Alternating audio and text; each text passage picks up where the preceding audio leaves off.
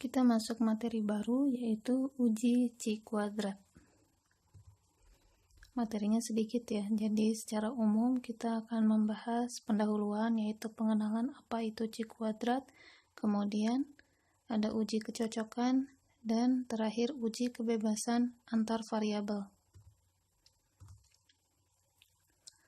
Jadi uji C kuadrat ini jenisnya mirip atau serupa dengan uji F, distribusi F.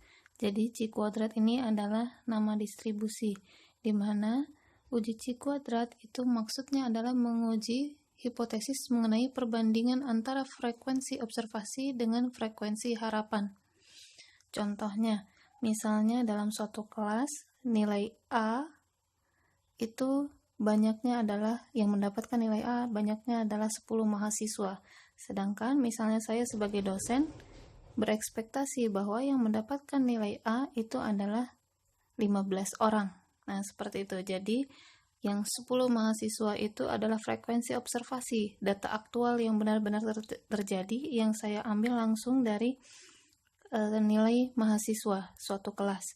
Sedangkan frekuensi harapan itu adalah dari saya sendiri. Misalnya sebelum ujian saya berekspektasi bahwa hasil ujian mahasiswa itu yang mendapatkan nilai A itu adalah 15 orang. Sedangkan begitu selesai ujian, ternyata ketika saya ambil data aktualnya, data dari mahasiswanya itu sebanyak 10 orang. Kurang lebih seperti itu. Jadi frekuensi ini maksudnya berarti banyaknya ya. Frekuensi observasi, banyaknya yang kita hasilkan, banyaknya objek atau banyaknya data, banyaknya nilai pada suatu data, hasil dari observasi, ya, hasil dari penelitian atau percobaan. Jadi ini merupakan data aktual yang benar-benar terjadi, dan cara mendapatkannya ya dari hasil percobaan atau observasi, nanti dinotasikan dengan huruf O. Kemudian frekuensi harapan itu adalah data ekspektasi peneliti. Jadi si peneliti itu berekspektasi atau berharap frekuensinya sekian. Nah, kemudian frekuensi harapan ini bisa didapat secara teoritis atau ya sekedar harapan dari peneliti saja juga boleh, atau bisa didapat secara teoritis. Misalnya secara teori harusnya nilai kalian berdistribusi normal, sehingga ketika berdistribusi normal nilai A harusnya berapa orang, B berapa orang, dan seterusnya. Itu kalau ingin harapannya data nilai mahasiswanya adalah berdistribusi normal, itu didapat secara teoritis. Atau bisa juga tadi data ekspektasi peneliti, terserah penelitinya mau mematok berapa untuk frekuensi yang sedang diteliti. Kemudian kegunaan uji C kuadrat ini adalah untuk menentukan apakah suatu data berdistribusi tertentu. Jadi tadi yang seperti dicontohkan, misalnya saya ingin data nilai kalian adalah berdistribusi normal. Ketika berdistribusi normal, maka seharusnya yang mendapatkan nilai A banyaknya sekian, nilai AB banyaknya sekian, dan seterusnya. Kemudian dicocokkan dengan data aktual, data hasil observasi, data yang sesungguhnya terjadi, saya ambil dari suatu kelas, misalnya seperti itu. Jadi, kemudian kita cocokkan nih, benar nggak berdistribusi normal data yang sudah saya miliki dari hasil observasi mengambil dari data lapangan, yaitu data mahasiswa suatu kelas.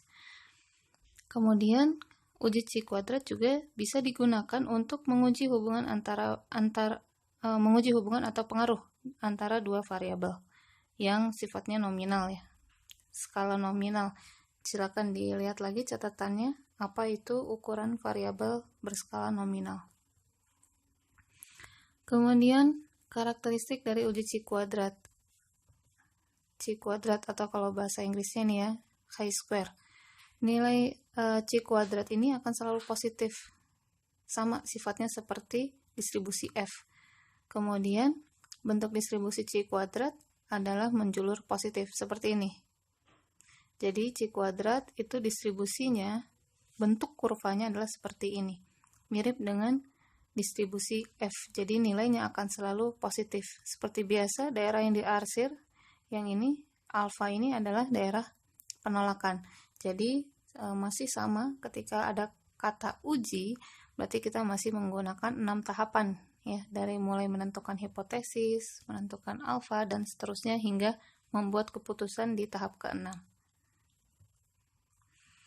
Kemudian penggunaan uji Chi kuadrat itu ada banyak, cuma di sini dicantumkan hanya 3. Yang pertama adalah uji kecocokan, yaitu mengetahui distribusi teoretik dari populasi.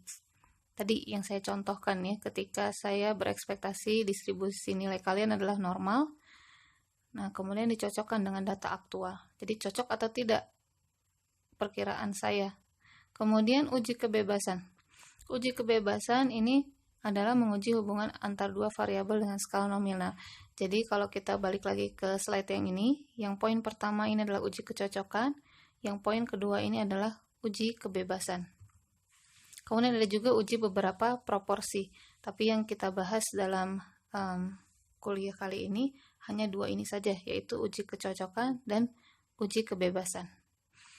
Kemudian bentuk distribusi Chi kuadrat ini bergantung pada derajat kebebasannya atau degree of freedom, V atau DF, ya sama saja seperti kita kalau membaca tabel T, dan luas di bawah kurvanya berupa alfa.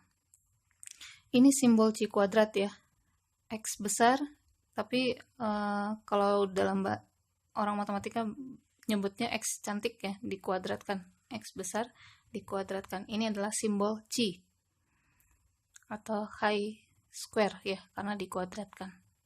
Jadi untuk distribusi Chi kuadrat ini nanti membaca tabelnya itu mirip seperti kita membaca tabel T. Diketahui alfa, kemudian dicari DF-nya atau V, degree of freedom-nya. Ya, jadi yang kita butuhkan adalah alfa dan DF.